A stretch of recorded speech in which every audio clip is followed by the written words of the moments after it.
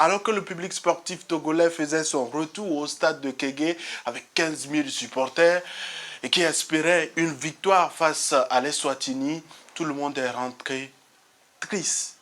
Triste après ce match nul qui a un goût de défaite. Qu'est-ce qui n'a pas marché dans le nid des éperviers? Quelles ont été les clés de ce match nul qui est pratiquement une défaite? On en parle justement dans cette vidéo.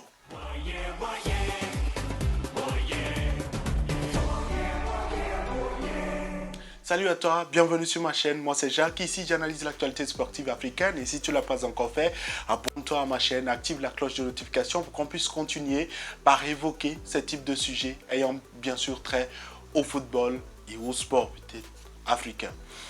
Ce vendredi, les éperviers du Togo faisaient leur entrée dans les éliminatoires de la Coupe d'Afrique des Nations Côte d'Ivoire 2023 et au lendemain, on est encore en train de se poser à ces deux questions. Qu'est-ce qui n'a pas marché chez les éperviers du Togo qui avaient pourtant bien commencé cette rencontre, qui avait pourtant bien commencé avec de belles distributions de balles, une très bonne possession de balles d'ailleurs qui permettait au public sportif d'être assez chaud au début. Le public était vraiment très bouillant et moi j'ai eu l'occasion de pouvoir aller au milieu des supporters. Et franchement, le public a compris l'appel des autorités togolaises, de la Fédération togolaise de football, du ministère en charge des sports pour pouvoir se mobiliser derrière la sélection nationale.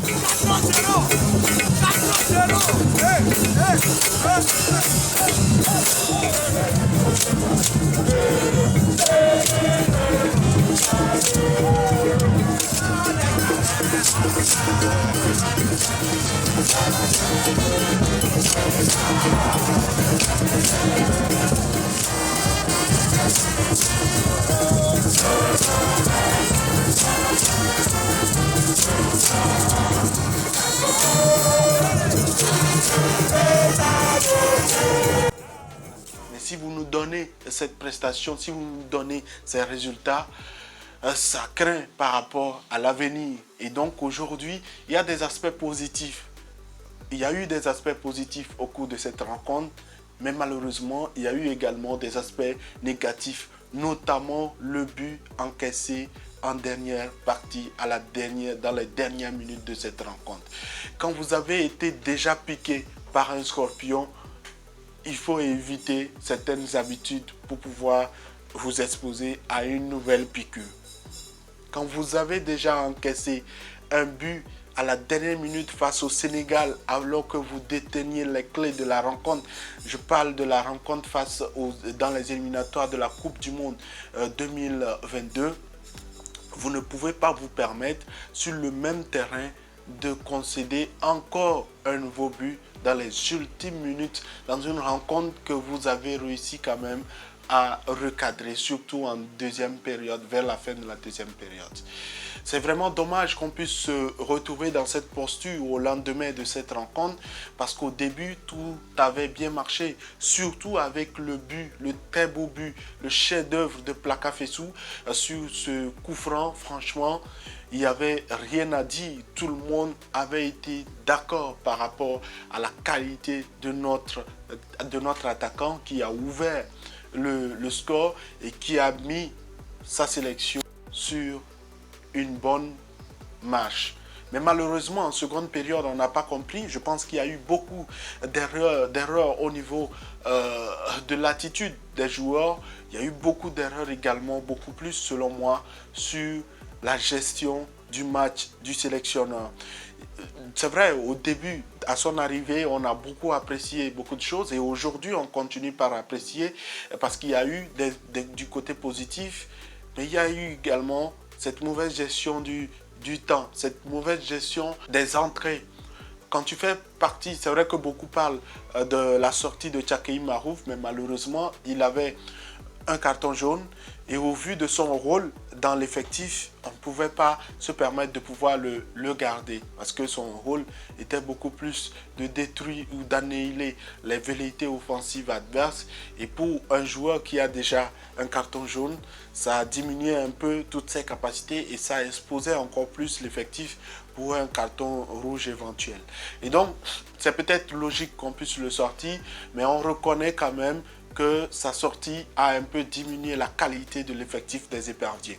Maintenant, quand tu fais également sortir Asamoah, qui a également apporté, mais peut-être ça affaiblit une nouvelle fois l'effectif des éperviers et malheureusement, ce sont des clés sur lesquelles les joueurs de l'Eswatini ont marché pour pouvoir vraiment faire basculer cette rencontre.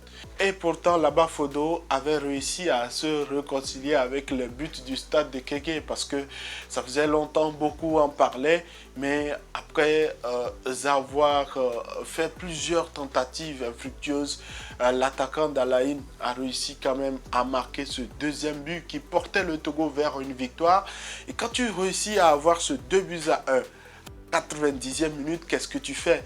Pourquoi faire encore entrer un attaquant alors qu'on est encore dans les ultimes rencontres de la partie? Je pense que les gens ont oublié l'erreur du match face au Sénégal et aujourd'hui, on est face à notre visage. J'espère que sincèrement le sélectionneur comprendra qu'il a eu cette erreur au niveau en toute fin de partie et dans le comportement de son effectif. Sinon, en estimant être content globalement de ces joueurs, j'espère juste que c'est une déclaration juste devant la presse et que seul il pourra se regarder dans le miroir pour éviter d'avoir ce type de situation. Aujourd'hui, le Togo se met dos au mur parce que finalement, dans le groupe B, tu es le seul à jouer sur tes propres installations. Tu devrais en profiter avant d'aller à Marrakech parce que pour ces sélections, notamment le Burkina Faso, le Cap-Vert, ils sont déjà habitués à jouer à Marrakech. Le Cap-Vert, même s'il a perdu face au Burkina Faso, a déjà joué donc son match face à Marrakech et donc est déjà habitué à montrer même une très belle prestation face aux étalons. Quand tu regardes même ce match entre étalons et la sélection capverdienne, tu es en droit de pouvoir te poser la question par rapport à l'avenir, par rapport aux prochaines rencontres, par rapport à la rencontre de mardi prochain face au Cap-Vert. Parce que les Cap-Verdiens ont proposé du jeu, ont proposé de l'engagement, du dévouement et de l'ambition. Et donc, aujourd'hui, quitte aux joueurs du Togo, à la sélection, au staff, de pouvoir vraiment être franc, de pouvoir se regarder dans le miroir et voir les choses à corriger très rapidement si vraiment on veut se retrouver en Côte d'Ivoire en 2023. Il y a eu déjà une génération qui a perdu la chance, qui a manqué la chance de pouvoir participer aux deux dernières Coupes d'Afrique des Nations au vu des déconvenus que vous tous vous savez. Mais aujourd'hui, n'empêchez pas cette jeune génération qui est en train d'arriver de pouvoir bénéficier de cette ouverture sur le continent pour la Coupe d'Afrique des Nations 2023.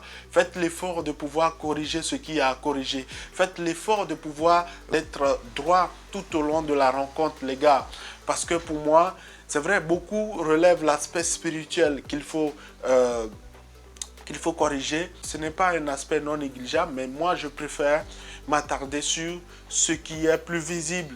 L'analyse réaliste de quelqu'un qui regarde le football tous les jours et qui sait que dans les ultimes rencontres, même quand tu es sûr, tu préfères plutôt conserver. Ce sont les formations qui sont sûres d'avoir en face un adversaire faible qui veulent faire le break. Mais aujourd'hui, malheureusement, en deuxième période, le Togo a tremblé. Il faut qu'on le dise clairement, on n'a pas réussi notre deuxième période et donc forcément, on n'est pas dans cette posture, on n'est pas dans la sérénité pour pouvoir se dire à la 90e minute, continuons pas à pousser. Non. Aujourd'hui, le public sportif togolais a montré qu'il peut encore supporter les éperviers du Togo. Qu'il a montré, qu'il a lancé un message à la sélection nationale qu'ils attendent beaucoup de ce groupe et c'est à eux de pouvoir redonner du sourire à ce public. Malheureusement, aujourd'hui, le Togo est troisième du groupe B avec un point, même point que le deuxième, l'Eswatini. Il a cette position parce qu'il a joué à l'extérieur. Et puis le Burkina Faso qui est sur une pente positive avec une victoire, 2-0, sans même le capitaine Bertrand Traoré absent. Et ça veut dire clairement que cette sélection a bien démarré. Est-ce qu'on pourra accrocher les étalons? C'est une question importante qu'il faut qu'on se pose. Mais aujourd'hui, regardons-nous dans le miroir, corrigeons ce qui a à corriger et concentrons-nous sur le match de mardi face au Cap-Vert. Aujourd'hui, le plus important, il y a eu du positif en mobilisant la presse autour de la sélection nationale.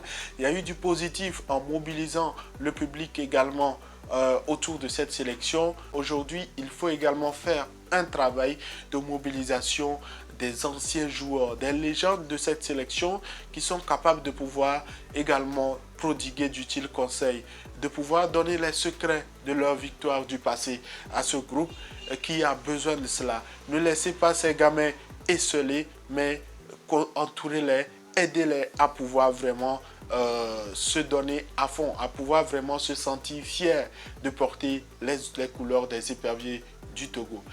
Quel est ton avis? Quels ont été les aspects positifs que tu as relevés? J'insiste sur cet aspect parce qu'il n'y a pas eu que du mauvais. Le dernier but fait comme s'il n'y a eu que du mauvais, mais il y a eu du positif. Quels ont été également les aspects négatifs sur lesquels on doit progresser selon toi? Laisse-moi un commentaire et si tu ne l'as pas encore fait, abonne-toi à ma chaîne pour qu'on puisse continuer par évoquer ce type de sujet. À la prochaine.